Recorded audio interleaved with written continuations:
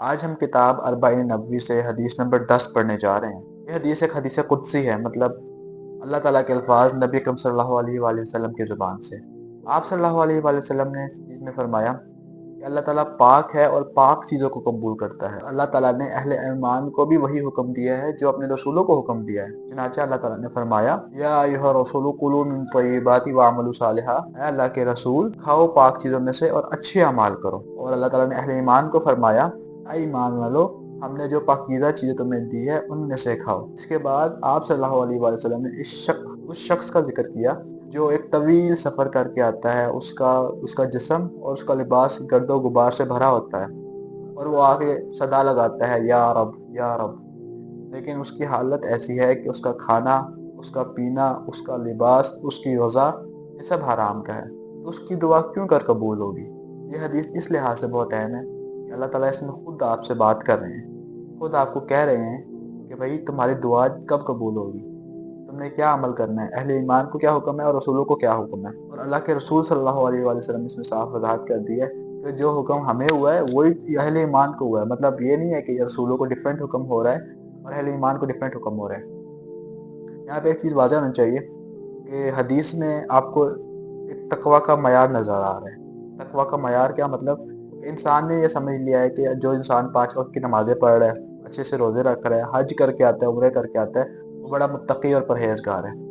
اور جس نے لباس ٹوپی پہنی ہوئی ہے، داڑھی رکھی ہوئی ہے، سنت لباس میں پھر رہا ہوتا ہے، سنت کام کر رہا ہوتا ہے، وہ بڑا متقی پرہیزگار ہے، بے شک وہ بہت نیک ہے اور لوگوں کی نظر میں بہت نیک ہے۔ لیکن تقویٰ کا ایک اور معیار جو اللہ تعالیٰ نے اس حدیث میں بتایا ہے، جو اللہ کے رسول نے اس حدیث میں بتایا ہے، وہ یہ ہے کہ آپ نے 24 گھنٹے کی زندگی میں اپنے اعمال درست کرنے ہیں۔ القاسب حبیب اللہ، محنت کرنے والا اللہ تعالیٰ کا دوست ہے۔ محنت کون سی محنت؟ آپ انسان جو ہے نا، اللہ تعالیٰ نے دنیا میں بھیجا ہے، انسان کے سب سے بڑا جو انسان کے ساتھ فتنہ جڑا ہوا ہے، آزمائش جڑی ہوئی ہے، اس کا پیٹ کی آزمائش ہے۔ انسان کھانے کی تلاش میں صبح سے لے کے شام تک نکلا رہتا ہے، اس کے لیے حرام بھی کماتا ہے، حرام بھی کھاتا ہے، اپنے بچوں کے لیے حرام کماتا ہے، اپنی والدہ، اپنے بچے، اپنے بیوی، ان کے لیے حلال و حرام کماتا ہے۔ کیوں کماتا ہے؟ تاکہ ان کے پیٹ پل سکے۔ اور اسی وجہ سے اللہ تعالیٰ کے نبی نے ایک پوری واضح آپ کو چیز بتا دی، ایک جوامع الکلم چیز بتا دی کہ جو حرام کھانے سے بچے گا اس کی دعا قبول ہوگی، جو حرام کھانے سے بچے گا وہ تقویٰ کے اعلیٰ معیار کے فائز ہوگا۔ اب یہ جو حرام کھانا ہے، یہ اتنی بڑی چیز ہے، اتنا بڑا گناہ ہے، اس سے آپ کی کوئی دعا قبول نہیں ہوگی، حالانکہ اللہ تعالیٰ اتنا معاف کرنے والا ہے۔ اور یہ جو شخص کی مثال دی گئی ہے کہ وہ آ رہا ہے، اللہ کو پکار بھی رہا ہے، اور بڑا لمبا سفر کر کے آیا ہے، معلوم ہوتا ہے کہ شاید عمرے یا حج کا سفر ہے، اور اس زمانے میں آپ کو پتہ ہے حج کا سفر بھی اس طرح ہوتا تھا کہ اونٹوں پہ لوگ کرتے ہوتے تھے یا گھوڑوں پہ کرتے ہوتے تھے، بہت لمبا لمبا سفر ہوتا تھا، مہینوں کے گزر جاتے تھے، ہفتوں گزر جاتے تھے۔ تو یہ شخص بھی ایسے معلوم ہوتا ہے کہ گرد و غبار سے بھرا ہوا ہے، لیکن اس کا کھانا پینا، لباس، غذا سب حرام ہے۔ تو اللہ تعالیٰ کہہ رہے ہیں میں اس کی دعا کیوں قبول کروں گا؟ یہاں سے انسان کو پتہ لگتا ہے کہ جو حرام کھانا ہے وہ کتنی بری چیز ہے، کتنی اس کی حرمت آئی ہے۔ اس کے باوجود قرآن مجید میں ایک اور آیت آتی ہے الراشی والمرتشی کلاہما فی النار، رشوت دینے والا، رشوت لینے والا دونوں جہنم میں ہے۔ یہاں سے بھی ایک اور چیز آپ کو پتہ لگی کہ رشوت بھی حرام چیزوں میں آتی ہے، رشوت حلال چیزوں میں نہیں آتی، رشوت بھی عقل حرام، حرام کھانے میں سے آتا ہے کہ انسان جو ہے وہ کسی چیز کو کرنے کے لیے ناجائز پیسے دے کے اپنا کام نکلوا لے جلدی سے۔ تو انسان، یہ قرآن ہی آپ کو وضاحت کر رہا ہے کہ بھائی جہنم میں اس سے اگر بچنا ہے تو آپ کو حرام سے بچنا پڑے گا۔ نبی اکرم صلی اللہ علیہ وسلم کا ایک واقعہ ہے کہ آپ صلی اللہ علیہ وسلم مدینہ کے بازار میں نکلے اور ایک شخص گندم بیچ رہا تھا۔ آپ صلی اللہ علیہ وسلم نے اس گندم کے بورے میں ہاتھ ڈالا تو اوپر سے وہ گندم سوکھی ہوئی تھی، نیچے سے وہ گندم ساری گیلی تھی۔